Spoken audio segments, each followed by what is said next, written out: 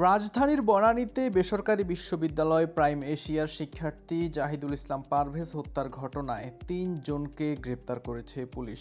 গতকাল রোববার দিবাগত রাতে রাজধানীর মহাখালীর ওয়ারলেস গেট এলাকায় অভিযান চালিয়ে তাদের গ্রেপ্তার করা হয়। আজ সোমবার বিষয়টি নিশ্চিত করেছেন বনানী থানার ভারপ্রাপ্ত কর্মকর্তা রাসেল সারোয়ার বলেন, গতকাল রোববার দিবাগত রাতে রাজধানীর মহাখালীর ওয়ারলেস গেট এলাকায় অভিযান চালিয়ে তাদের গ্রেপ্তার করা হয়। গ্রেপ্তার ৩ জনের কেউই এজাহারভুক্ত আসামি না। গ্রেপ্তারকৃতরা হলেন মোহাম্মদ আল কামাল শেখ ওরফে কামাল, আলভি হোসেন জুনায়েদ ও আল আমিন সানি। পুলিশ বলছে, গ্রেপ্তার হওয়া ৩ জনই হত্যাকাণ্ডের সঙ্গে জড়িত বলে সাক্ষ্য প্রমাণ পাওয়া গেছে। সিসিটিভি ফুটেজেও তাদের উপস্থিতি দেখা গেছে। পুলিশ জানিয়েছে, গ্রেপ্তার হওয়া ৩ জন মামলার এজাহারভুক্ত আসামিদের ও ঘটনার সঙ্গে জড়িত অন্যান্য অজ্ঞাতনামা পলাতক আসামিদের চেনে এবং তাদের অবস্থান সম্পর্কে জানে।